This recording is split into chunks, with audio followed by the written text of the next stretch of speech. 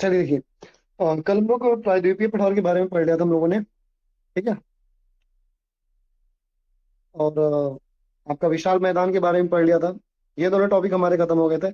और प्रायद्वीपीय पठार के बारे में बात करें, हम लोगों ने कुछ यहाँ पे चीजें भी क्लियर कर ली थी।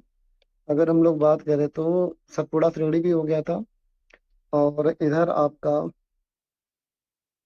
पूर्वी पठार के बारे में पढ़ लिया था। उत्तर पूर्वी पठार, मेघालय पठार के बारे में बात कर ली थी। दक्कन का पठार बाकी रह गया था। ठीक है। दक्कन का पठार हमें पढ़ना है। अभी कल चीजें मैंने मैप में आपको बताई थी भाई। ठीक है। कि जो आपका ये नीचे वाला भाग होता है, जो इस तरीके से, ठीक है ना, यही क्या था, प्रायद्वीपीय पठार। भारत का वह भाग जो हम बात करें कि तटीय वाला मैदान जो है, ठीक है ना, जो तटीय भाग था, जो तटीय भाग था वो क्या था। एक मिनट भाई।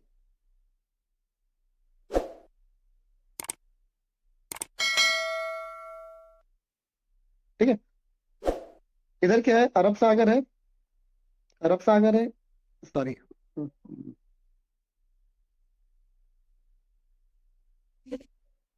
इधर बंगाल की खाड़ी है। और इधर अरब सागर है। और इधर आपका हिंद महासागर है। ठीक है। और ये जो त्रिभुजाकार आकार है ना, यही क्या है, आपका दक्कन का पठार है। क्या है, यही दक्कन का पठार है। ठीक है। कल हमने यहाँ पे इस दक्कन के पठार के बारे में, कई सारे पठारों के बारे में पढ़ा हमने। कि अरावली से स्टार्ट होता है, मालवा का पठार भी यहीं पे है, दंडकारण्य भी यहीं पे है, बस्तर का पठार भी यहीं पे है, कर्नाटक का पठार, तेलंगाना का पठार। फिर बात करें हम लोग की उड़ीसा का पठार, मतलब जितने भी पठार के बारे थे सब लोग, हम लोग सभी कुछ हमने यहाँ पे पढ़ लिया था। बचा रह गया था दक्कन का पठार। तो जो ये दक्कन का पठार, कल मैंने बताया था कि ये पूरा का पूरा दक्कन का पठार ही है। ये पूरा का पूरा दक्कन का पठार है। और इसके अंतर्गत कई सारे पठार हैं।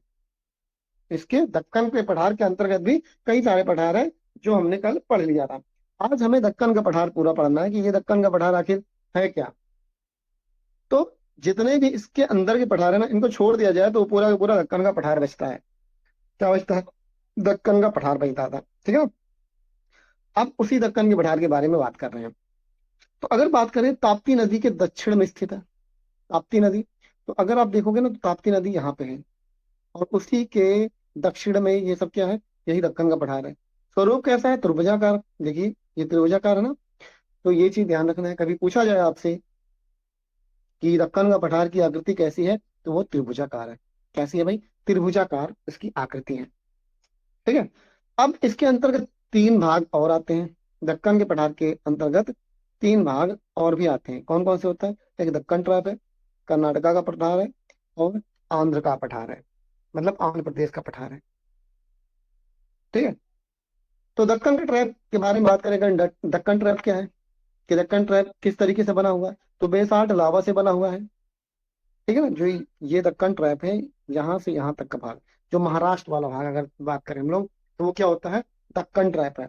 और कल मैंने बताया था कि यहाँ पे क्या था, एक ज्वालामुखी। क्या था, एक ज्वालामुखी था। और उसी के फूटने से आपका जो ये दक्कन ट्रैप है, इसका निर्माण हुआ है। और जो ज्वालामुखी या फिर लावा होते हैं, उनसे जो चट्टान बनते हैं, उसे क्या बोलते हैं, बेसाल्ट। तो वही कहा जा रहा है कि बेसाल्ट लावा से निर्मित है। ठीक है ना।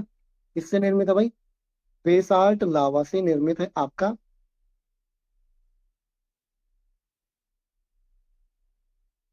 दक्कन का पठार। ठीक है ना, क्या है, दक्कन का पठार। वॉइस वगैरह क्लियर तो आ रही है। चलिए। अब यहाँ पे काली मिट्टी, रेगुर का विकास हुआ।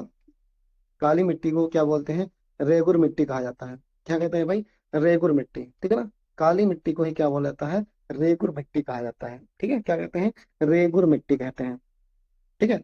तो बेसाल्ट जो चट्टान है, उनसे जो मिट्टी बनती है वो कौन सी मिट्टी है, रेगुर मिट्टी या फिर काली मिट्टी। ठीक है ना, रेगुर मिट्टी या फिर काली मिट्टी। और भारत का जो प्रमुख कपास उत्पादक है, वो किससे मतलब किस मिट्टी पे होती है, तो वो काली मिट्टी पर ही होती है। ठीक है। तो काली मिट्टी जो होती है कपास के लिए बहुत ही उपयुक्त होती है, और काली मिट्टी को ही रेगुर मिट्टी कहा जाता है। मिट्टियों के बारे में हम लोग बाद में पढ़ेंगे, यहाँ पे खाली आपको समझ लेना है बस। ठीक है। तो भारत का प्रमुख कपास उत्पादक क्या है भाई? मतलब कहा जाए कि भारत का जो प्रमुख उत्पादक है वो क्या है? कपास है। ठीक है ना। और कपास के लिए काली मिट्टी बहुत ही ज्यादा इंपॉर्टेंट है। ठीक है। चलिए आगे बात करें। गोदावरी नदी इसी पठार से निकलती है। तो ये चीज ध्यान रखना भाई, गोदावरी नदी दक्षिण भारत की सबसे लंबी नदी है। गोदावरी नदी जो है ये दक्षिण भारत की सबसे लंबी नदी है, और ये दक्कन ट्रैप से ही निकलती है। ठीक है ना। पर्वतमालाओं की बात करते हैं तो सतमाला, अजंता, बालाघाट और हरिश्चंद्र ये सब कहाँ है? इसी दक्कन ट्रैप के अंतर्गत आते हैं। तो यहाँ पे एक आपको याद रखना है, ये बालाघाट। ठीक है ना, बालाघाट याद रखना है। ये जो बालाघाट है ये किसके अंतर्गत आता है भाई? तो ये बालाघाट आपके दक्कन ट्रैप के अंतर्गत ही आता है। ठीक है ना। जो बालाघाट है पूछा जाए आपसे कहाँ है, तो दक्कन ट्रैप के अंदर ही है। चलिए आगे बात करते हैं।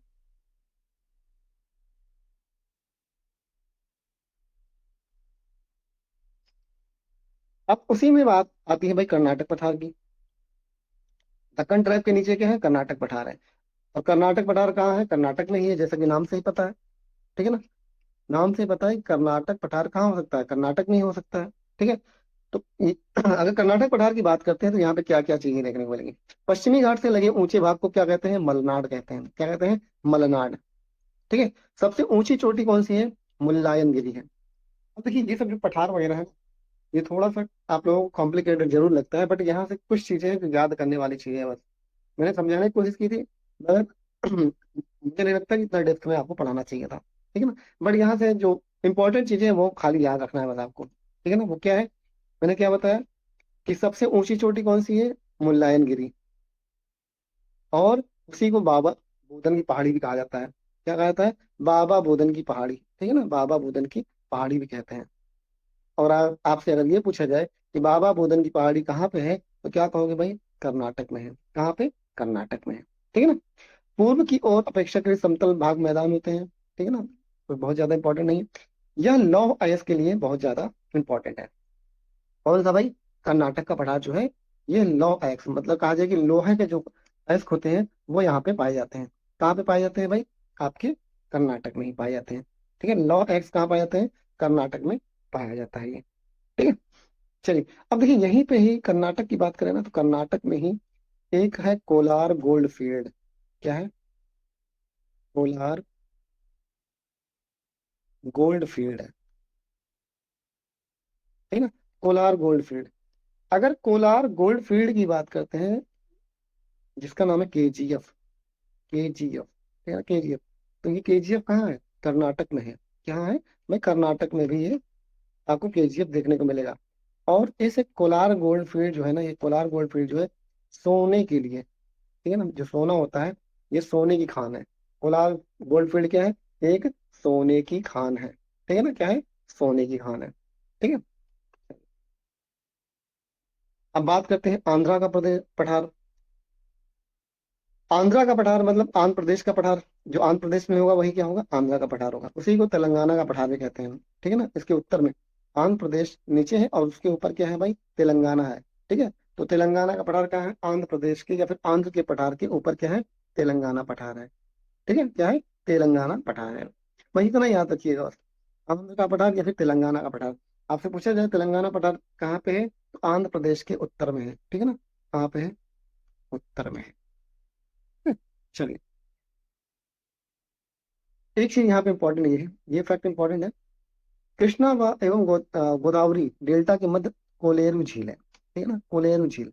तो कोलेरू झील अगर आपसे पूछा जाए कि कहाँ पे स्थित है, तो कोलेरू झील जो है आपके कहाँ पे है भाई? आपके आंध्र प्रदेश में है। ठीक है ना। कोलेरू झील कहाँ पे है? ये आपके आंध्र प्रदेश में है। कोलेरू झील कहाँ पे है? आंध्र प्रदेश में है। ये चीज याद रखना आपको, इंपॉर्टेंट है ये चीज। ठीक है ना। चलिए अब देखिए यहाँ से इंपॉर्टेंट चीजें, ये चीज आपको काफी इंपॉर्टेंट। एक तरफ है पर्वतमाला और दूसरी तरफ है कहाँ पे स्थित है। ठीक है। और यहाँ से क्वेश्चन पूछे ही पूछे जाते हैं। नीलगिरी पर्वत की बात करते हैं तो ये केरल और तमिलनाडु में है। ठीक है ना। केरल और तमिलनाडु। ठीक है ना, जो मैंने बताया भाई कि कुछ इस तरीके से अगर हम लोग जो दक्षिण भारत की बात करते हैं ना, तो यहाँ पे क्या है भाई, इस जगह है आपका केरल, और ये पूरा का पूरा भाग आपका हो जाता है भाई, ये तमिलनाडु है। ठीक है, ये वाला भाग केरल है, केरल है, और ये क्या है, तमिलनाडु है, तमिलनाडु। ठीक है, और इसी में इसी के मध्य, ठीक है ना, इसी के मध्य क्या है भाई, ये जो नीलगिरी पर्वत है, यहीं पर स्थित है। ठीक है ना, यहीं पर स्थित है। तो कुछ इधर भाग है, कुछ इधर भाग है। ठीक है, तो वही बताया जा रहा है कि जो नीलगिरी पर्वत है वो केरल और तमिलनाडु में स्थित है। ठीक है ना, कहाँ पे, केरल तमिलनाडु में है। अन्नामलाई पर्वत की बात करते हैं तो ये भी इन्हीं के बीच है। कार्डमम की पहाड़ की बात करते हैं तो केरल तमिलनाडु में ये भी स्थित है। इलायची की पहाड़ी जिसको कहा जाता है, कार्डमम की पहाड़ी या फिर इलायची की पहाड़ी कहते हैं इसको। ठीक है, इलायची की पहाड़ी कहा जाता है। ठीक है, अब कार्डमम की पहाड़ी की बात करें ना, तो जो इसका मैक्सिमम भाग है, अधिकतम हिस्सा जो है केरल में है। तो इसलिए कभी आपसे पूछा जाए कि कार्डमम की पहाड़ी कहाँ पे है, तो अक्सर ऑप्शन में देखने को मिलता है केरल। क्या देखने को मिलता है, केरल। तो इस चीज को ध्यान रखना है, ठीक है ना, कि कार्डमम की पहाड़ी कहाँ पे है भाई, तो केरल ही ऑप्शन में देखने को मिलेगा, क्योंकि मैक्सिमम जो भाग है वो कहाँ पे है, केरल में है। ठीक है ना, कहाँ पे है, केरल में है। ठीक है, चलिए। सेवराय की पहाड़ी की बात करते हैं, पालनी की पहाड़ी की बात करते हैं, तो ये दोनों ही कहाँ है, तमिलनाडु में। कहाँ पे, तमिलनाडु में है। नल्ला मलाई पर्वत की बात करते हैं तो ये इंपॉर्टेंट है। नल्ला मलाई पर्वत कहाँ पे है, आंध्र प्रदेश में है। ठीक है ना, कहाँ पे है, आंध्र प्रदेश में है नल्ला मलाई की पहाड़ी। ठीक है, नल्ला मलाई की पहाड़ी कहाँ पे है, आंध्र प्रदेश में है। इस चीज को ध्यान रखना है। ठीक है, तो यहाँ पे जो कुछ चीजें याद करने वाली जरूरी फैक्ट है वो क्या है भाई, एक तो आपका हो जाता है नीलगिरी की पहाड़ी। ठीक है ना, जो केरल और तमिलनाडु में है। और एक चीज अभी हम लोग अगर दक्षिण भारत के पर्वतों की बात करेंगे ना, तो एक चीज आपको ध्यान रखना है, ये क्या है, पश्चिमी घाट इसको बोला जाता है। इस वाले भाग को क्या कहते हैं, पश्चिमी घाट। क्या बोलते हैं, इसको पश्चिमी घाट कहा जाता है, पश्चिमी घाट। और इस वाले भाग को क्या कहते हैं, इसको पूर्वी घाट कहते हैं। इसको क्या बोलते हैं, पूर्वी घाट कहते हैं। और ये जो पश्चिमी घाट और पूर्वी घाट जहाँ पे मिलता है ना, उसी को बोलते हैं नीलगिरी की पहाड़ी। क्या बोलते हैं, नीलगिरी। ठीक है, तो आपसे अगर पूछा जाए कि पश्चिमी घाट और पूर्वी घाट जहाँ मिलते हैं तो कौन सी जगह है, तो वो कौन सी जगह है भाई, नीलगिरी। कौन सी जगह है, नीलगिरी है। ठीक है ना, क्या है, वो नीलगिरी है। ठीक है, चलिए। तो ये भी ध्यान रखना है, ये पश्चिमी घाट है और ये पूर्वी घाट है। ठीक है ना, पश्चिमी घाट और पूर्वी घाट, इन चीजों को ध्यान रखना है। ठीक है ना, चलिए।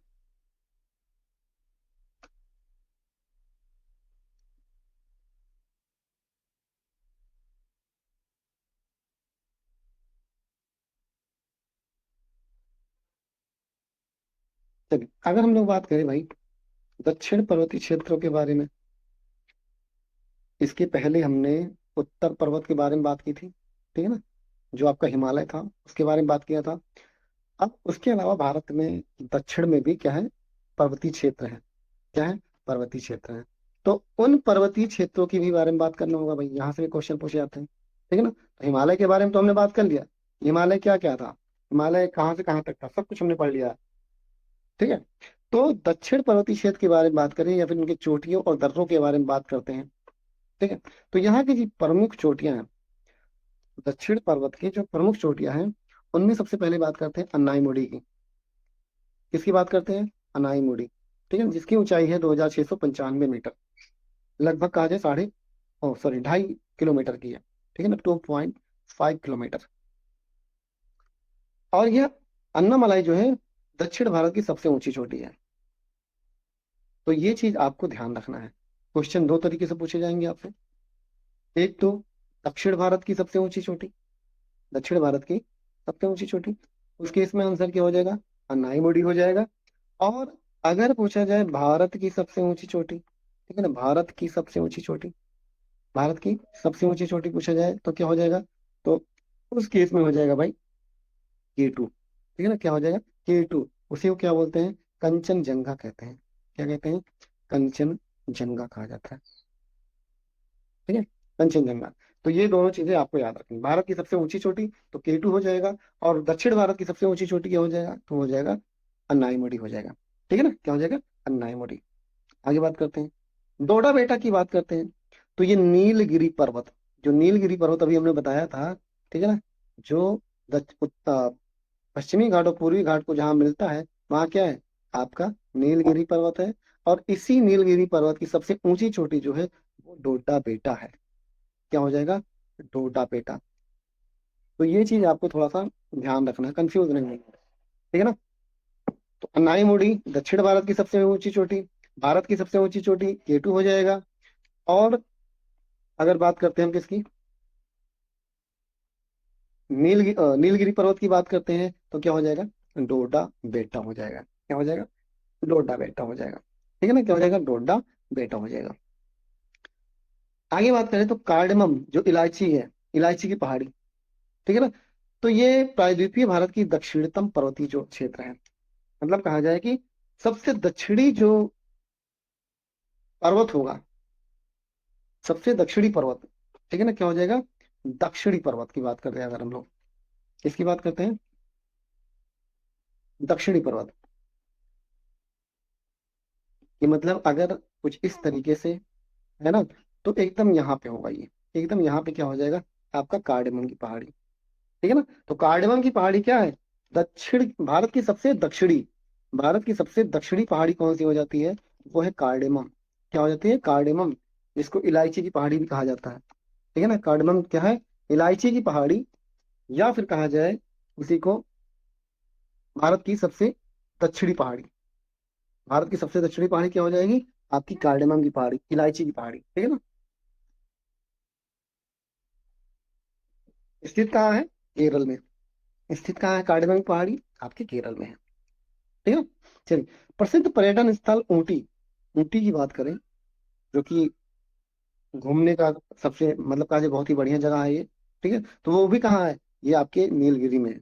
ऊटी कहाँ है, नीलगिरी में। ऊटी कहाँ पे है भाई, नीलगिरी में है। ठीक है, कहाँ पे, नीलगिरी में है। तो ये सब स्टैटिक क्वेश्चन है, ये सब क्वेश्चन डायरेक्ट पूछे जाते हैं, तो ध्यान रखना है। ठीक है ना, इन सब क्वेश्चनों को हम लोग स्किप नहीं करते हैं, क्योंकि डायरेक्ट यहाँ पूछ लिया जाता है। ठीक है, चलिए आगे बात करते हैं। अब प्रमुख दर्रों की बात करते हैं, पासेस क्या है भाई। ठीक है ना, तो यहाँ पे आपको मिल जाएगा पाल घाट। क्या मिल जाएगा, पाल घाट। पाल घाट जो दर्रा मिलेगा ना, वो नीलगिरी और अन्नामलाई के बीच में है। नीलगिरी और अन्नामलाई के बीच में क्या है भाई, पाल घाट है। क्या है, पाल घाट है। ठीक है ना, ये बहुत इंपॉर्टेंट है, बट ये पाल घाट आपको याद रखना है, पाल घाट आपको याद रखना है, नीलगिरी और अन्नामलाई। ठीक है ना, नीलगिरी और अन्नामलाई के बीच में है पाल घाट आपका। ठीक है ना, क्या हो जाएगा, पाल घाट हो जाएगा। ठीक है ना, चलिए,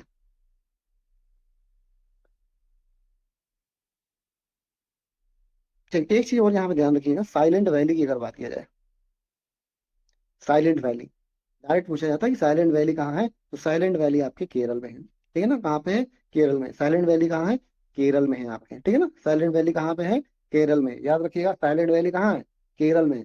डायरेक्ट क्वेश्चन पूछा जाता है कि साइलेंट वैली कहाँ स्थित है भाई, तो आपके केरल में स्थित है। ठीक है, कहाँ पे, केरल में स्थित है। ठीक है ना, चलिए, एक चीज और, कोडाइक नाल पालनी की याद रखिएगा, कोडाइक नाल पालनी। ठीक है ना, कोडाइक नाल पालनी जो पर्वत है, ये भी आपके केरल में ही है। ठीक है, कहाँ पे है, केरल में। ठीक है, अब ये सब क्वेश्चन पूछे गए हैं बार बार। ठीक है, तो इस चीज को मतलब इन पे तो वेरी मस्ट इंपॉर्टेंट लगा दीजिएगा। कोडाई कनाल की बात करते हैं, साइलेंट वैली की बात करते हैं, तो ये सब क्या है, डायरेक्ट क्वेश्चन बार बार पूछे जाते हैं। और ये जो स्लाइड है, जो पूरी पूरी PDF है, इसमें आपको कुछ अलग चीजें नहीं दी गई हैं।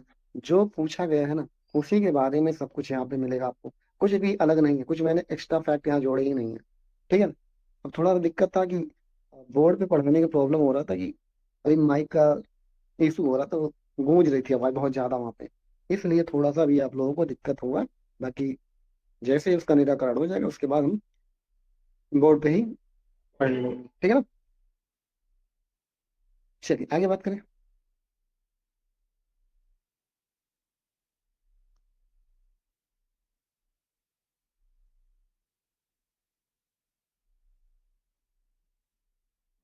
चलिए, अब देखिए हमने यहाँ क्या जो बात था, पर्वतीय क्षेत्रों के बारे में बात कर ली, दक्षिण पर्वतीय क्षेत्रों के बारे में बात कर लिया है, ठीक है? और हमने बात कर लिया था पेनिनसुलर या फिर कहा जाए पठारों के बारे में बात कर लिया था। अब जो बच रहा है वो है पश्चिमी तटीय मैदान, या फिर कहा जाए जो तटीय भाग है। तटीय भाग समझ रहे हैं ना, जो समुद्र से लगा हुआ एरिया है, ठीक है ना, जो समुद्र से लगा हुआ एरिया है, इधर बंगाली खाड़ी, इधर अरब सागर, इधर हिंद महासागर। तो यही भाग जो है, जो ये भाग है ना, ऊपर वाला तो पठार हो गया, ये पठार हो गया, बट जो ये वाले भाग हैं इसके, ये वाले भाग, ठीक है ना, ये क्या है, तटीय मैदान है।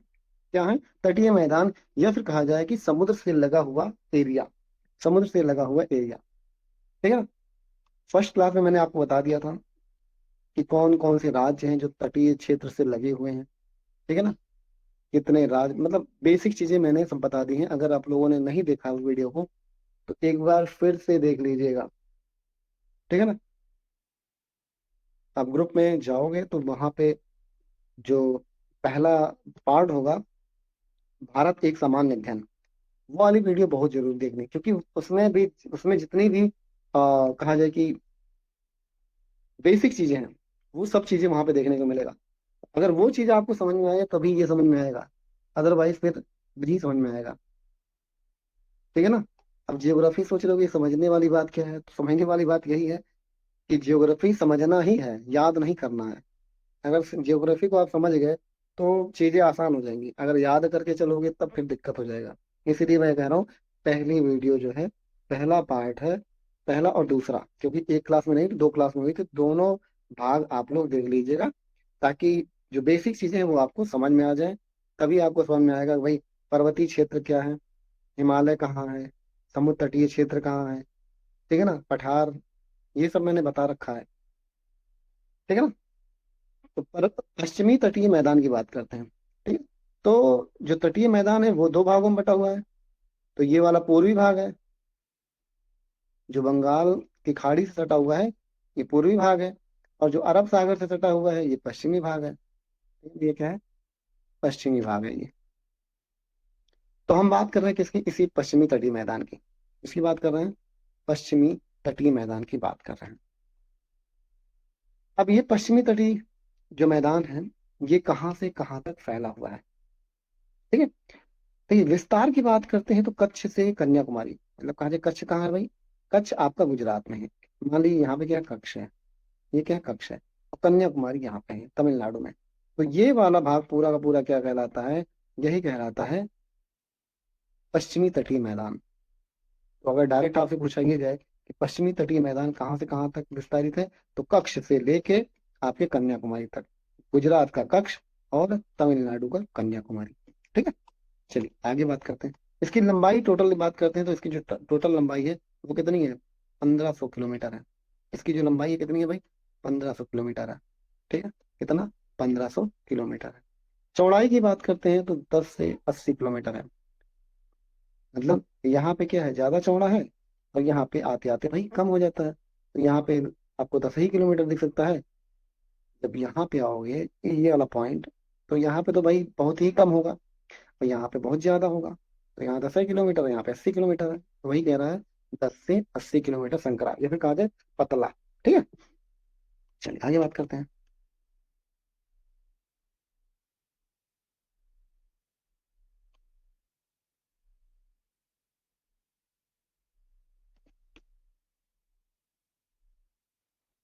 अब देखिए ये वाले जो फैक्ट है ना, बहुत ही इंपॉर्टेंट है। ये फैक्ट इंपॉर्टेंट इसलिए है क्योंकि ये हमेशा पूछे जाते हैं। कोंकण तट, काठियावाड़ तट, कन्नड़ तट और मालाबार तट, समझ रहे हैं इस बात को। और ये डायरेक्ट पूछा जाता है भाई काठियावाड़ तट कहाँ से कहाँ तक फैला हुआ है, कोंकण तट कहाँ से कहाँ तक फैला हुआ है, कन्नड़ तट कहाँ से कहाँ तक फैला हुआ है, और मालाबार तट कहाँ से कहाँ तक फैला हुआ है, ठीक। अब देखिए, अब एक चीज आपको ध्यान ये रखना है, ध्यान क्या रखना है भाई,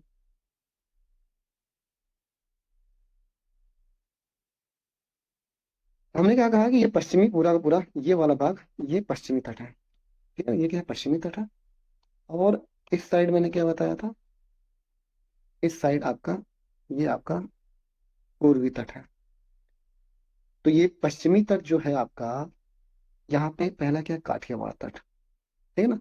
तो काठियावाड़ तट जो है ना, यहाँ जो गुजरात का कक्ष है, क्या है, गुजरात का एरिया कक्ष, वहां से लेके आपका कहा जाए कि गुजरात, महाराष्ट्र, ठीक है ना, गुजरात और महाराष्ट्र इसके बीच में स्थित है आपका। या फिर कह सकते हो भाई कि अगर मैप में थोड़ा सा, अगर आप गुजरात वाला एरिया देखोगे ना, तो गुजरात क्या है कि भारत में सबसे ज्यादा जो बाउंड्री बनाता है समुद्र से ना, वो कौन है, गुजरात ही है। तो लगभग लगभग पूरा का पूरा गुजरात ही कह सकते हो आप कि ये काठियावाड़ तट कहलाता है। ठीक है ना, पूरा का पूरा गुजरात जो तट है, उसे वो क्या बोलते हैं, काठियावाड़ तट। ठीक है ना, गुजरात में स्थित है, कच्छ का रण प्रसिद्ध है यहाँ पे। तो ये चीज ध्यान रखना आपको। अगर आपसे पूछा जाए कि काठियावाड़ तट या फिर कच्छ जो तट है वो कहाँ पे है, तो आपका गुजरात में है। ठीक है, कहाँ पे है, गुजरात में है। फिर दूसरा जो है कोंकण तट है। क्या है, कोंकण तट। तो ये कोंकण तट जो है ना, ये मुंबई से गोवा तक है, मुंबई से गोवा तक। तो अगर हम बात करें, ये पूरा का पूरा क्या है, ये मुंबई है, और यहीं पे छोटा सा क्या है, गोवा है, यहाँ पे गोवा है। ठीक है ना। तो यहाँ से यहाँ तक का जो तट होगा, ये क्या कहलाएगा, कोंकण तट कहलाएगा। तो मुंबई से गोवा तक, मुंबई से गोवा तक क्या है भाई, आपका कोंकण तट है। मुंबई से गोवा तक क्या है, कोंकण तट है, इस चीज को ध्यान रखना है। मुंबई से गोवा तक कौन सा तट है, कोंकण तट है। फिर आता है कन्नड़ तट, गोवा से मंगलुरु तक, गोवा से मंगलुरु तक, ठीक है ना। तो ये गोवा है, और इसके आगे पढ़ोगे तो मंगलुरु मिलेगा। तो इस इन दोनों के बीच में क्या मिलेगा आपका, कन्नड़ तट मिल जाएगा। क्या मिल जाएगा, कन्नड़ तट मिल जाएगा, गोवा से मंगलुरु तक। ठीक है, मंगलुरु या फिर बंगलुरु का है, जो कि कर्नाटक में है, ठीक है ना। तो गोवा से मंगलुरु तक क्या हो जाएगा, कन्नड़ तक। अब मालाबार तट, देखिए यहाँ पे जो दो बहुत ज्यादा इंपॉर्टेंट है, या तो आपको देखने को मिलेगा, मालाबार तट देखने को मिल जाएगा, या फिर कोंकण तट। ये दोनों काफी इंपॉर्टेंट, कई बार पूछेंगे क्वेश्चन ये कि कोंकण तट कहाँ से कहाँ तक है, और मालाबार तट कहाँ से कहाँ तक है। यह भी पूछ लिया जाता है कि इनमें से कौन सा तट पश्चिमी तट पे स्थित नहीं है। तो ये चारों के चारों तट कहाँ है, पश्चिमी तट का हिस्सा है। ठीक है ना, ये चारों तट जो है पश्चिमी तट का हिस्सा है। और जिनमें मालाबार तट की बात करते हैं, तो ये मंगलुरु से कन्याकुमारी, आज यहाँ से लेके यहाँ तक क्या है, आपका मालाबार तट है। ठीक है ना, क्या है, मालाबार तट। तो ये चारों आपको ध्यान रखना है कि चारों के चारों तट कहाँ पे आते हैं, पश्चिमी तट पे आते हैं। ठीक है ना, काठियावाड़ तट, ओमकार तट, कन्नड़ तट और मालाबार तट, ये सब किसका हिस्सा है, पश्चिमी तट का हिस्सा है। किसका है भाई, ये पश्चिमी तट का हिस्सा है, इस चीज को याद रखना है। ठीक है ना, पश्चिमी तट का हिस्सा है। और यहाँ पे कंफ्यूजन क्या होता है, एक अभी समझ लीजिए, चारों पहले ये हम चारों देख लिए कि कक्ष का या फिर काठियावाड़ तट, कोंकण तट, कन्नड़ तट, मालाबार तट, ये सभी पश्चिमी तट का हिस्सा है। किसका है, पश्चिमी तट का हिस्सा है। अब इसी के बाद अगर हम लोग बात करें भाई कि जो अगला हिस्सा होगा, पूर्वी तट जो होगा, ठीक है, अगर हम पूर्वी तट की बात करते हैं, तो पूर्वी तट में एक हिस्सा जो आपका है, वो जो कोरोमंडल तट, कौन सा, कोरोमंडल तट। अब देखिए, पहले पूर्वी तट के बारे में पहले समझ लीजिएगा। हमने पश्चिमी तट के बारे में पूरा देख लिया था, गोवा गुजरात से लेके कन्याकुमारी तक फैला हुआ था। अब इसी के आगे निकलेंगे इस साइड, तो ये क्या हो जाएगा, पूर्वी तट हो जाएगा। इस वाला विभाग हो जाएगा पूर्वी तट। और ये पूर्वी तट सुंदरवन से कन्याकुमारी तक, मतलब यहाँ से लेके यहाँ तक।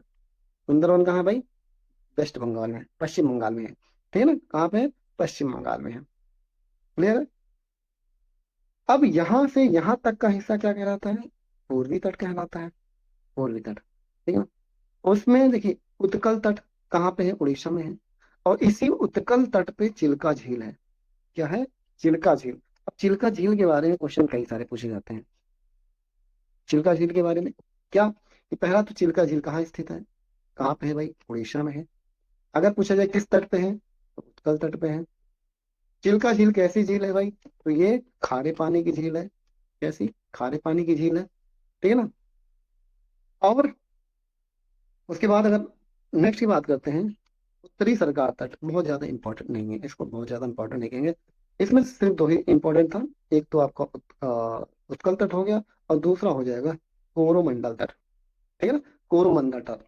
अब कोरोमंडल तट की बात करते हैं तो ये तमिलनाडु में स्थित है। ठीक है ना। कहा जाए कि ये वाला हिस्सा जो है, यहाँ से यहाँ तक का हिस्सा जो होता है, ये क्या कहलाता है? कोरोमंडल तट। ठीक है ना, क्या कहलाता है भाई? कोरोमंडल तट कहलाता है, इसको ध्यान रखना है। ठीक है ना। या यहाँ से यहाँ तक का हिस्सा क्या है? कोरोमंडल तट। तो यही ध्यान रखना है। सबसे इंपॉर्टेंट क्या है जो पूछा जाता है, कंफ्यूज करता है, कि कोरोमंडल तट यहाँ पे है और मालाबार तट यहाँ पे है। क्या है? मालाबार तट। और इसी में कंफ्यूज बार बार लोग होते हैं कि मालाबार तट इधर है या फिर इधर है, कोरोमंडल तट इधर है या फिर इधर है। ठीक है ना। तो मालाबार तट क्या किसका हिस्सा हो जाएगा? मालाबार तट पश्चिमी तट का हिस्सा हो जाएगा। मालाबार तट पश्चिमी का हो जाएगा हिस्सा। और कोरोमंडल तट किसका हो जाएगा? तमिलनाडु का। ठीक है ना। किसका हो जाएगा? तमिलनाडु का हो जाएगा। इस चीज को याद रखना है। क्लियर है? मालाबार पश्चिमी तट, और कोरोमंडल तट पूर्वी। कोरोमंडल तट पूर्वी हो जाएगा, और पश्चिमी तट का हिस्सा हो जाएगा मालाबार तट। ठीक है, इतना ध्यान रखना है बस। यहाँ पे इतना ही ध्यान रखना है। क्लियर? चलिए।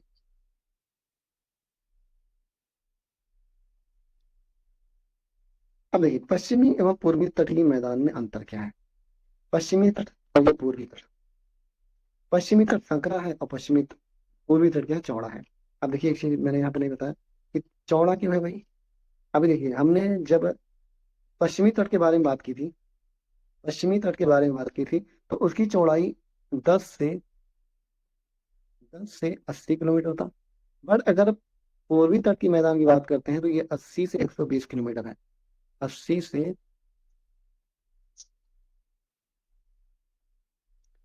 क्या हो जाएगा? 80 से 120 किलोमीटर हो जाएगा। ये चीज आपको ध्यान रखना है। ठीक है। मतलब कहा जाए कि अगर हम, ये क्या है? पश्चिमी है, और ये क्या है? पूर्वी है।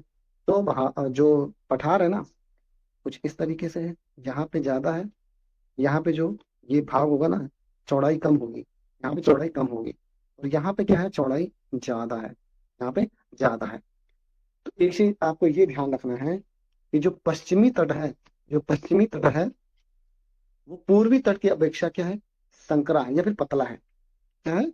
पतला है। ठीक है ना। तो क्वेश्चन अगर आपसे पूछा जाए कि जो पश्चिमी तट है, ये चौड़ा है या पूर्वी तट चौड़ा है, तो क्या कहोगे भाई? कि पूर्वी तट चौड़ा है। पश्चिमी तट की अपेक्षा पूर्वी तट क्या हो जाएगा? चौड़ा हो जाता है। हो जाता है, चौड़ा हो जाता है। ठीक है। अब पश्चिमी तट की बात करते हैं तो ये अरब सागर किनारे है। सभी को पता है, पश्चिमी तट अरब सागर किनारे है, और पूर्वी तट बंगाल तट, बंगाल के किनारे है, बंगाल की खाड़ी के। ठीक है ना, ये तो समझ में आ जाएगा। उसके बाद बात करते हैं भाई, अगर हम लोग बात करें,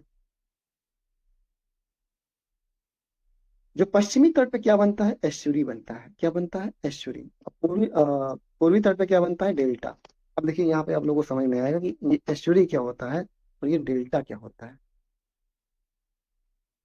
अब इसको थोड़ा सा हम सोचना ही बताते हैं। जब हम लोग नदियों के बारे में पढ़ते हैं ना, तब ज्यादा समझ में आता है। अब यहाँ पे बहुत टाइम इसी में चला जाएगा। ठीक है ना। कि डेल्टा यहाँ पे अधिक है पूर्वी तट पे, और पश्चिमी तट पे एस्चुरी ज्यादा है। अभी थोड़ा समझिएगा। एस्चुरी जो है पश्चिमी तट पे ज्यादा है, और डेल्टा जो है वो पूर्वी तट पे ज्यादा है। ठीक है। चलिए, यहाँ तक हो गया। आगे बात करते हैं।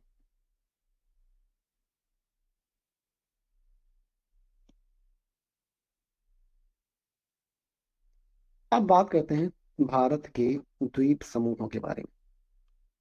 भारत के द्वीप समूह, देखिए, हमने जो भारत के भौतिक भूभागों के बारे में बात कर रहे थे, ठीक है ना। जो भारत के भौतिक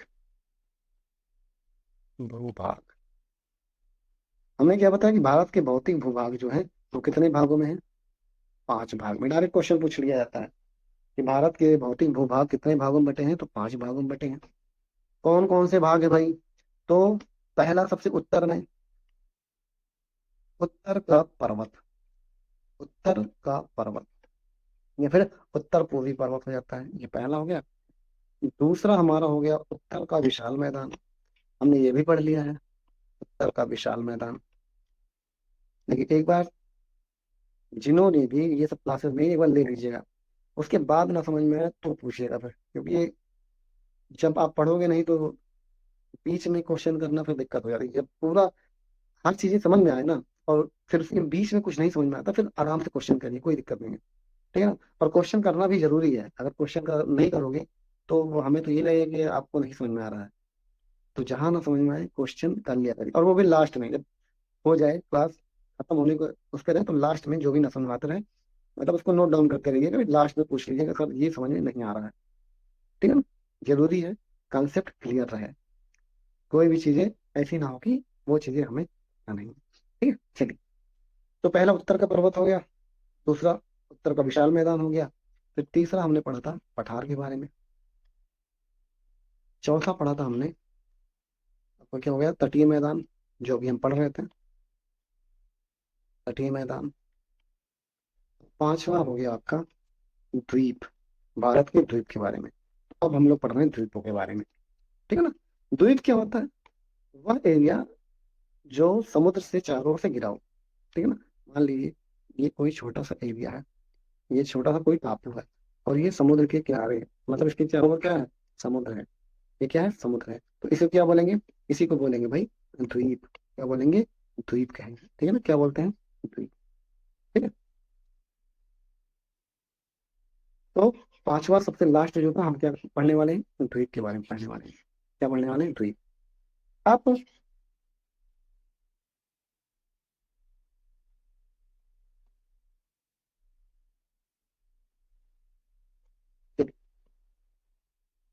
अब द्वीपों की बात करते हैं कि भाई बंगाल की खाड़ी में कुछ द्वीप हैं। ठीक है ना। कुछ अरब सागर में द्वीप हैं, या फिर कुछ द्वीप समूह हैं। तो उन सभी द्वीपों या फिर द्वीप समूहों की चर्चा यहाँ पे हम लोग करेंगे। ठीक है ना। द्वीप या द्वीप समूह जितने भी हैं, सभी की हम चर्चा करने वाले हैं। ठीक है। अब सबसे पहले अगर बात करें कि बंगाल की खाड़ी में स्थित कुल कितने द्वीप हैं। ठीक है। तो कुल लगभग कितने, 572 द्वीप हैं। कितने, 572 द्वीप। बट बात करें केवल 38 पर ही आबादी है, मतलब जो 38 द्वीप होंगे उसी पे लोग रहते हैं, और बाकी छोटे छोटे द्वीप हैं जहाँ पे कहा जाए कि पशु पक्षी ही निवास करते हैं। ठीक है ना। वो ऐसा क्यों, क्योंकि वो द्वीप बहुत छोटे हैं। 572 में 38 ही द्वीप रहने लायक है, जो बहुत बड़े बड़े द्वीप हैं। बाकी के जो है द्वीप ना, वो छोटे हैं। मतलब जब पानी बहुत ज्यादा आ जाता है तो वो डूब जाते हैं, तो वहां पे रहना तो कोई इम्पॉसिबल सा है। कभी हम रह रहे हैं, पानी आ जाए डूब जाए तो क्या मतलब है। ठीक है। इसलिए 38 द्वीप ऐसे हैं जो रहने योग्य हैं। ठीक है ना। 572 द्वीपों में से 38 द्वीप रहने योग्य हैं। ठीक है ना। तो जो अगर हम बात करें कि इस साइड कुछ इस तरीके से फैला हुआ है, जिसको बोलते हैं अंडमान निकोबार। क्या, अंडमान निकोबार द्वीप समूह, अंडमान निकोबार द्वीप समूह। ठीक है ना। तो इसी में कुल कितने द्वीप हैं, 572 द्वीप हैं, और 38 पर आबादी है। ठीक है ना। तो अंडमान निकोबार द्वीप समूह, इसकी जो राजधानी है उसका नाम है पोर्ट ब्लेयर। क्या नाम है, पोर्ट ब्लेयर नाम है। ठीक है ना। तो ये भी याद रखिएगा, पूछा जाता क्वेश्चन है कि अंडमान निकोबार की राजधानी क्या है, तो वह है पोर्ट ब्लेयर है। ठीक है। अंडमान को निकोबार से अलग करता है 10 डिग्री चैनल। ये चीजें हमने शुरुआत में ही पढ़ा दी थी आपको। ठीक है ना। मतलब कहा जाए कि जब द्वीप होगा ना, एक इस साइड क्या है, अंडमान है, इस साइड क्या है, निकोबार है। तो इनके बीच में जो जगह बच रही है ना, जगह का मतलब यहाँ पे इनके बीच में अगर द्वीप नहीं है, कोई कोई द्वीप नहीं है, मतलब ये जो बीच वाला रास्ता है ना, इसी को बोलते हैं 10 डिग्री चैनल। अब चैनल समझ रहे हैं, अब चैनल नहीं समझेंगे तो फिर दिक्कत हो जाएगा, मैंने चैनल बता रखा है। चैनल या फिर कहा जाए जल संधि, चैनल या फिर जल संधि, ये क्या होते हैं, ये समुद्री रास्ता होता है दो द्वीपों के बीच में। दो द्वीपों के बीच में जो समुद्री रास्ता है, उसी को चैनल बोलते हैं, या फिर उसी को जल संधि कहते हैं। ठीक है ना। तो ये 10 डिग्री चैनल बोलते हैं, इसको क्या बोलते हैं, 10 डिग्री चैनल। अंडमान निकोबार के बीच में जो चैनल है उसका नाम है 10 डिग्री। ठीक है, चलिए। भारत का पहला ट्राइबल रिजर्व क्षेत्र भी यही आपका है। ट्राइबल मतलब जो जनजातीय क्षेत्र है, मतलब जो जनजाति है ना यहाँ पे बहुत ज्यादा है, तो इसीलिए ये क्या है, ट्राइबल रिजर्व क्षेत्र है। ठीक, क्या है, ट्राइबल रिजर्व क्षेत्र इसको बोलते हैं। चलिए, तो ये हो गया, अंडमान निकोबार की बात हो गई। उसके बाद बात करते हैं भाई, चलिए कुछ चीजें और भी इंपॉर्टेंट देख लीजिए। यहाँ पे अंडमान निकोबार द्वीप समूह में अगर बात करें, अंडमान निकोबार द्वीप समूह की बात करते हैं, तो यहाँ पे एकमात्र सक्रिय ज्वालामुखी है। सक्रिय का मतलब समझ रहे हैं? अब ये सब ज्वालामुखी में पढ़ने लायक है, बट समझिएगा सक्रिय क्या होता है। ज्वालामुखी जो होते हैं वो 3 तरीके के होते हैं। एक सक्रिय ज्वालामुखी होता है, ठीक है, एक अक्रिय ज्वालामुखी होता है, एक सुषुप्त होता है। क्या होता है? सुषुप्त होता है। सक्रिय ज्वालामुखी ऐसा ज्वालामुखी होता है कि यहाँ पे मतलब विस्फोट, जो लावा होते हैं यहाँ पे होता रहता है। आए गए दिन यहाँ पे विस्फोट होता रहता है, सक्रिय, एक्टिव जिसको बोलते हैं। अक्रिय का मतलब यहाँ पे कभी कदार, मतलब लगा कि 50 साल 100 साल में एक आध बार यहाँ पे विस्फोट हो जाता है, तो ये अक्रिय हो जाता है, इनएक्टिव। सुषुप्त का मतलब ऐसा ज्वालामुखी कि जो ज्वालामुखी विस्फोट होकर एकदम खत्म हो गया हो, अब वहां पे विस्फोट होने के कोई भी चांसेस ना हो, उसी को क्या बोलते हैं, सुषुप्त ज्वालामुखी। ठीक है, क्या बोलते हैं, सुषुप्त ज्वालामुखी।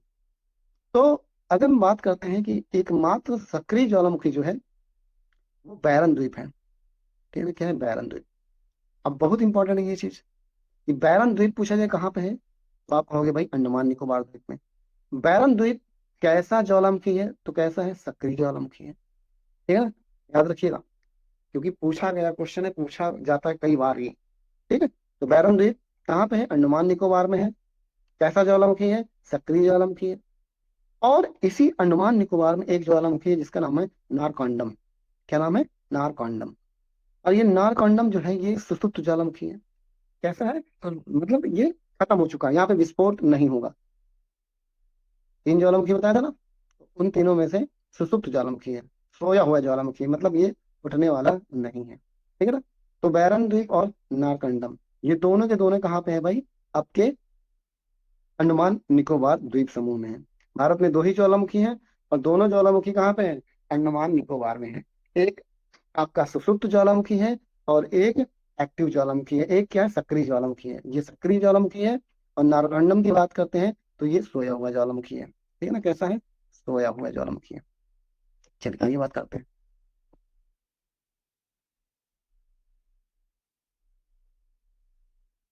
दक्षिणतम बिंदु की बात करें तो कौन सा हो जाता है, इंदिरा पॉइंट। और इंदिरा पॉइंट कहाँ है, ग्रेट निकोबार में है। कहाँ पे है, ग्रेट निकोबार में। ये चीजें भी मैंने बता रखी हैं, अब वहां पे जाओगे तभी समझ में आएगा ये चीज। बाकी तो यहाँ पे बताना फिर बहुत ज्यादा टाइम इसी में चला जाएगा। ठीक है ना, कहने का मतलब है भारत का तो जो सबसे दक्षिण बिंदु है, भारत उत्तर दक्षिण पूर्व पश्चिम चारों भाग है ना, तो उसका जो सबसे दक्षिणतम पॉइंट होगा वो क्या हो जाएगा, ग्रेट निकोबार हो जाएगा। क्या हो जाएगा, ग्रेट निकोबार। वहां पे एक बिंदु है जिसका नाम है इंदिरा पॉइंट। क्या है, इंदिरा पॉइंट। ठीक है ना, तो इस चीज को ध्यान रखिएगा। तो मैं बार बार इसीलिए कह रहा हूँ कि पहली क्लास जो है आपकी, जो कहा जाए कि अगर क्वेश्चन आने होते ना, तो कहा जाए 80% क्वेश्चन वहीं से आते हैं। ज्योग्राफी के 80% क्वेश्चन वहीं से पूछ लिए जाते हैं, मतलब एक क्वेश्चन तो फिक्स होता है। तो इसीलिए मैं बार बार कह रहा हूँ, जो पहली और दूसरी क्लास है उसको जरूर देख लीजिएगा। ठीक है ना, पहली और दूसरी क्लास में मतलब एक क्वेश्चन आपका रखा हुआ है, वो 100% वाला क्वेश्चन है। चलिए आगे तक बात करते हैं। अब अगर बात करें यहाँ की जो प्रमुख जनजातियां हैं, कौन कौन सी जनजाति है, जारवा, ओंगे, सेंटनली, टैम्पेन और निकोबारी। तो यहाँ पे कुछ इंपॉर्टेंट जो है वो थोड़ा सा याद रखिएगा। एक तो जरावा, मतलब जारवा कहते हैं इसको, क्या है, जारवा, जारवा जनजाति। जारवा जनजाति कई बार पूछा जाता है, तो कहाँ पे है, अंडमान निकोबार में है। और सैम्पेन, ठीक है ना, सैम्पेन, ये सैम्पेन है, सैम्पेन जनजाति। ये दोनों की दोनों जनजातियां कहाँ पे हैं, अंडमान निकोबार द्वीप समूह में है। इस चीज को ध्यान रखिएगा, अंडमान निकोबार द्वीप समूह में है, इसको ध्यान रखिएगा। ठीक है ना, सैम्पन और जारवा जनजाति कहाँ पे है, अंडमान निकोबार द्वीप समूह में है। ठीक है ना। तो ये अंडमान निकोबार द्वीप समूह इतना आपने पढ़ लिया कि क्वेश्चन अगर आना होगा तो यहाँ से आपका क्वेश्चन कोई बाहर नहीं जाएगा। ठीक है ना। मैंने क्या कहा कि हर एक पॉइंट जो जो मैंने स्लाइड में लिखी है वो बहुत ही इंपॉर्टेंट है। मैंने बहुत चीजें नहीं लिखी, मैंने बहुत चीजें नहीं पढ़ाना आपको, बस उतना ही पढ़ाना है जितना आपको जरूरी है। ठीक है ना। और ये सब क्वेश्चन देखिए, आप चाहे जो भी एग्जाम दोगे, चाहे जो भी A to Z एग्जाम, चाहे जो भी आप वनडे एग्जाम चाहे जो देने वाले हो, तो अगर ज्योग्राफी से क्वेश्चन आ रहा है तो यहीं से आएगा, इससे ज्यादा बाहर कोई नहीं आएगा। ठीक है ना। वो कुछ भी कोई भी एग्जाम हो जहाँ पे जीएस पूछा जाएगा, यहाँ पे ज्योग्राफी पूछी जाएगी, तो क्वेश्चन यहीं से ही पूछा जाएगा। चलिए आगे बात करते हैं। अंडमान निकोबार द्वीप समूह की बात कर ली। अब हम बात करते हैं लक्षद्वीप समूह की। इसकी बात करते हैं लक्षद्वीप समूह की। ठीक है। तो अंडमान निकोबार तो आपके पूर्व वाले हिस्सा में है, या फिर कहा जाए कि अरब बंगाल की खाड़ी में। ठीक है। उसी तरीके से अगर बात करते हैं हम लोग किसकी भाई, बात करते हैं किसकी,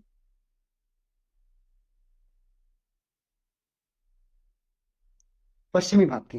तो ये तो पूर्वी भाग हो गया था। पूर्वी भाग में हमारा क्या था, पूर्वी भाग में हमारा भाई,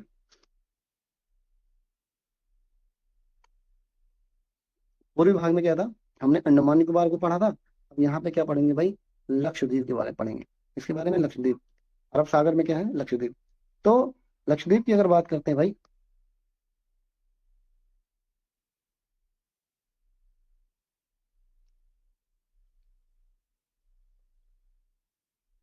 अरब सागर में स्थित है। और कुल द्वीपों की बात करते हैं तो 36 द्वीप है और 10 पर ही आबादी है।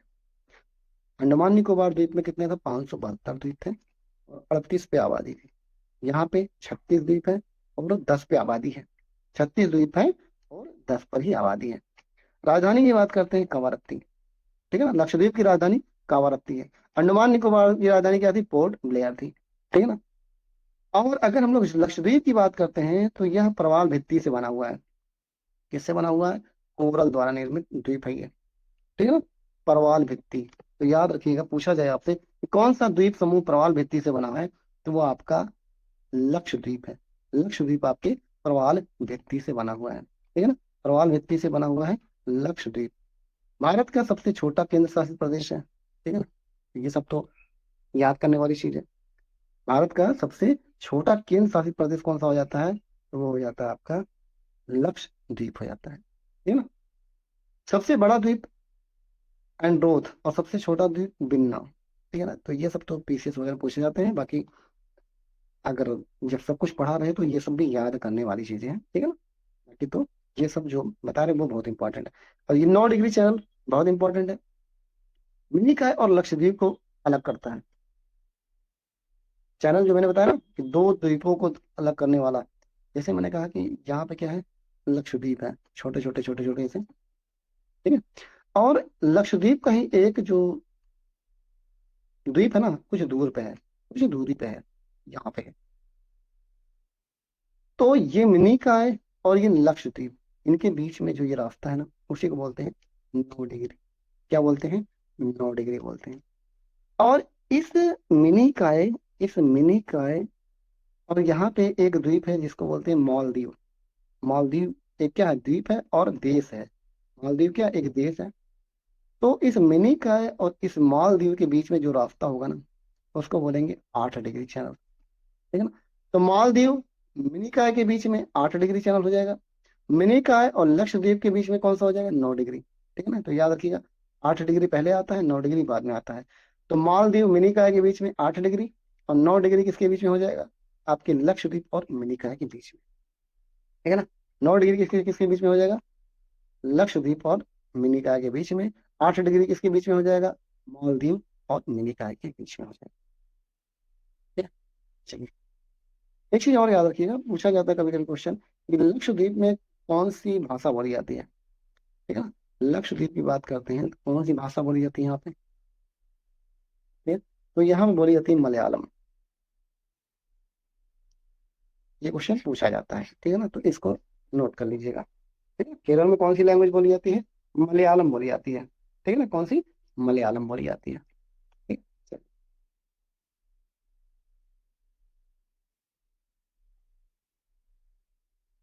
आइए बात करें।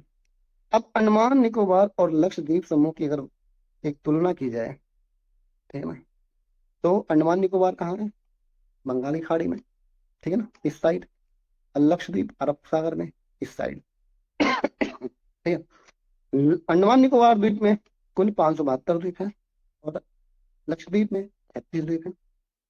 राजधानी की बात करें तो अंडमान निकोबार की पोर्ट ब्लेयर हो जाती है, और इसकी हो जाती है कावारत्ती।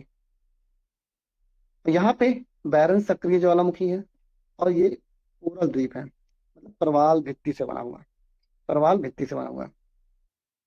यहाँ पे क्या है, सबसे दक्षिणतम बिंदु है इंदिरा पॉइंट। क्या है? इंदिरा पॉइंट है, ठीक है ना। और यहाँ पे एंड्रोथ, कहा जाए कि सबसे बड़ा द्वीप जो होगा, एंड्रोथ कहाँ पे है? वो आपके लक्षद्वीप में है। मिनी काय की बात करें तो ये भी लक्षद्वीप में है, ठीक है ना। ये सब इंपॉर्टेंट क्वेश्चन है। इंपॉर्टेंट इसलिए है क्योंकि ध्यान नहीं रहता है। मिनी काय पूछ लिया था कहाँ पे स्थित है। मिनी काय जब आपने पढ़ा ही नहीं हुआ, मतलब जो बिगिनर होते हैं उनको नहीं पता होता कि मिनी कहाँ है स्थित, मिनी काय है कहाँ पे। ठीक है, तो मिनी काय कहाँ है? लक्षद्वीप समूह में है। कहाँ पे है? लक्षद्वीप समूह में मिनी काय है आपका, ठीक है ना। एंड्रोथ द्वीप की बात करें, कहाँ पूछा जाए कि एंड्रोथ द्वीप कहाँ पे है, तो ये आपका कहाँ पे भाई? एंड्रोथ द्वीप आपका लक्षद्वीप में है, ठीक है ना। कहाँ है? लक्षद्वीप। चलिए आगे बात करते हैं।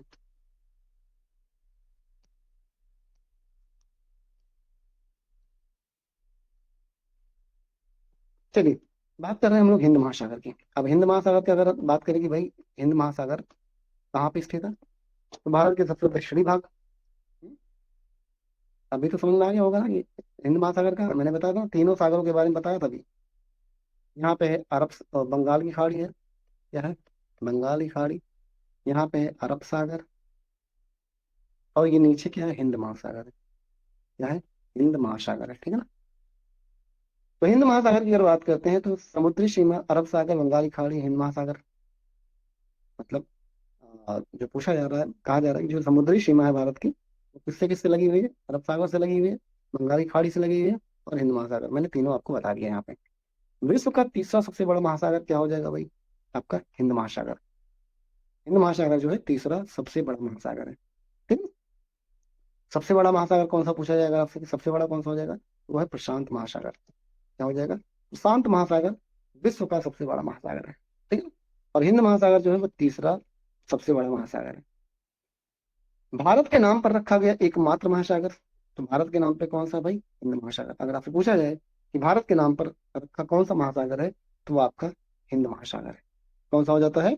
हिंद महासागर हो जाता है, ठीक है। चलिए, अब भारत के पड़ोसी प्रमुख जो समुद्री देश हैं, इनके बारे में देख लेते हैं भाई। श्रीलंका हमारा पड़ोसी देश है, मगर समुद्री पड़ोसी देश है, ठीक है ना, क्योंकि उसके बीच में तो कोई देश ही नहीं है। तो इसलिए आप देखते हो कि भारत का जो नक्शा होगा ना, यहाँ पे क्या है?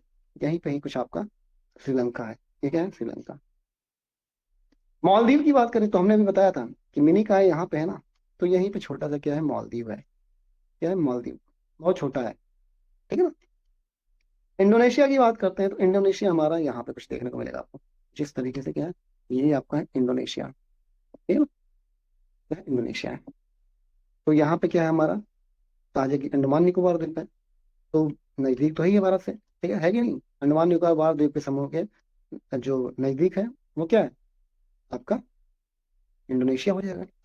म्यांमार की बात करते हैं तो म्यांमार अगर बात करें हम लोग, अगर मैप में देखोगे ना, तो म्यांमार कुछ आपको यहाँ पे मिलेगा।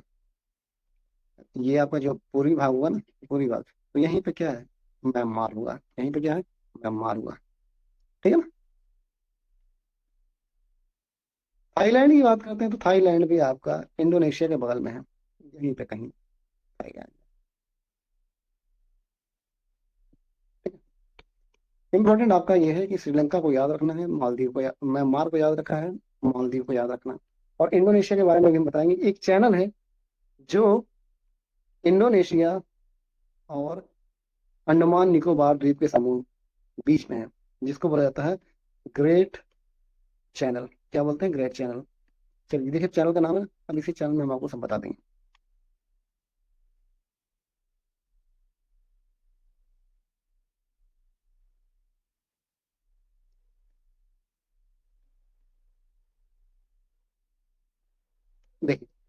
पाक जल पाक जलडमरू की बात करें अगर हम लोग,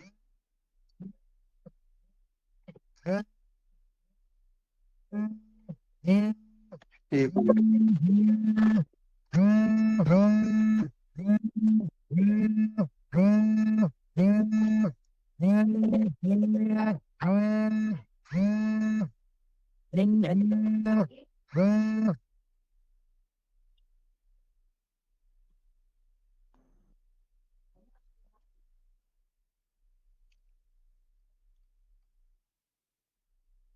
चलिए, पाक जलडमरू की बात करते हैं तो भारत और श्रीलंका के बीच में, भारत और श्रीलंका के बीच में जो समुद्री रास्ता है उसको बोलते हैं पाक जलडमरू। 10 डिग्री चैनल की बात करते हैं तो अंडमान निकोबार द्वीप के समूह के बीच में है। अभी मैंने बताया ना, अंडमान और निकोबार द्वीप समूह में कौन सा चैनल है? 10 डिग्री है। कौन सा हो जाता है? 10 डिग्री हो जाता है। 9 डिग्री चैनल की बात हमने बात की थी मिनिकॉय और लक्षद्वीप के बीच में, और 8 डिग्री चैनल मिनिकॉय और मालदीव के बीच में। ठीक है ना? उसी तरीके से एक और याद ही रखिएगा कि भाई निकोबार, निकोबार और इंडोनेशिया के बीच में, निकोबार और इंडोनेशिया, निकोबार और इंडोनेशिया के बीच में जो जलमार्ग है उसको बोला जाता है ग्रेट चैनल। क्या बोलते हैं? ग्रेट चैनल कहते हैं। ठीक है ना? क्या कहते हैं? Great channel. निकोबार और इंडोनेशिया के बीच में कौन सा चैनल है? तो वो आपका है ग्रेट चैनल है। कौन सा हो जाता है? ग्रेट चैनल में आता है। तो इस बात को भी आपको याद रखना है, इसके साथ साथ इनको भी आपको दिमाग में रखना है। ठीक है? चलिए,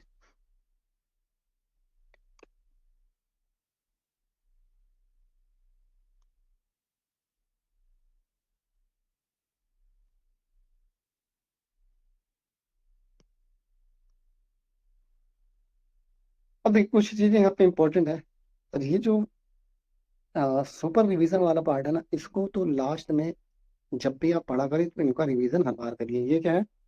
इंपॉर्टेंट चीजें हैं, इंपॉर्टेंट फैक्ट है। ठीक है ना? क्या है? इंपॉर्टेंट फैक्ट है जो हमेशा पूछे गए हैं, इसलिए ये लास्ट में मैंने आपको दे रखा है। एक चीज थोड़ा सा और यहाँ पे हम देख लेते हैं भाई, कुछ चीजें यहाँ पे मैंने शायद नहीं नहीं स्लाइड में, तो उनसे भी थोड़ा समय देखना जरूरी है।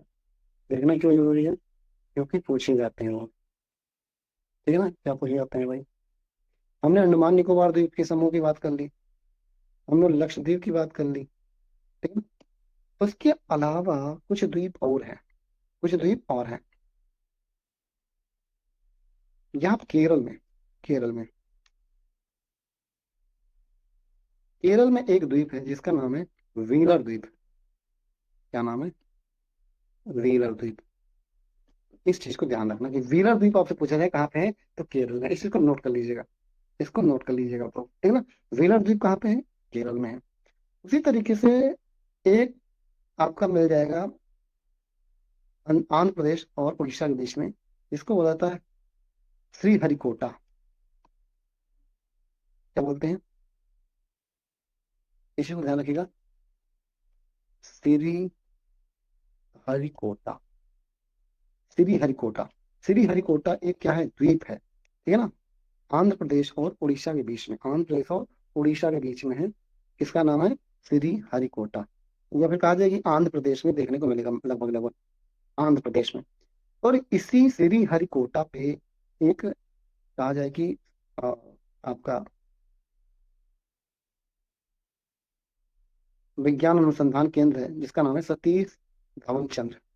क्या नाम है? सतीश धवन चंद्र। ठीक है ना?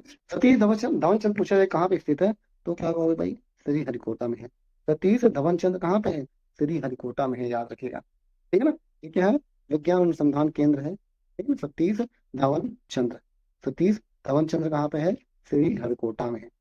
और उसके आगे बात करेंगे ना तो उड़ीसा में, उड़ीसा में, उड़ीसा में एक द्वीप मिलेगा आपको जिसका नाम है भाई, ये व्हीलर द्वीप हो गया, अब अब्दुल कलाम द्वीप। है ना? कलाम द्वीप कहा जाए, कलाम द्वीप।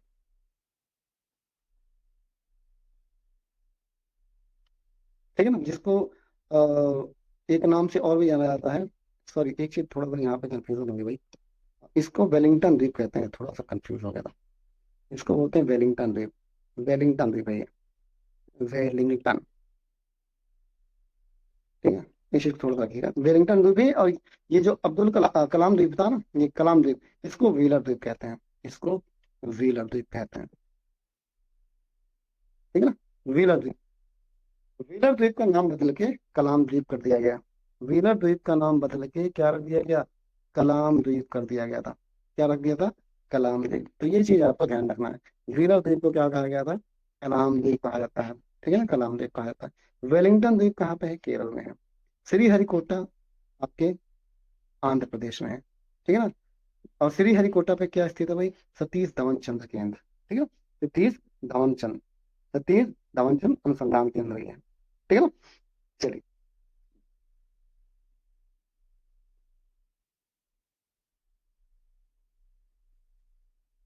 अब देखिए, तो कुछ इंपॉर्टेंट चीजें यहाँ पे। सबसे प्राचीन पर्वतमाला पता है आपको, अरावली पर्वत है।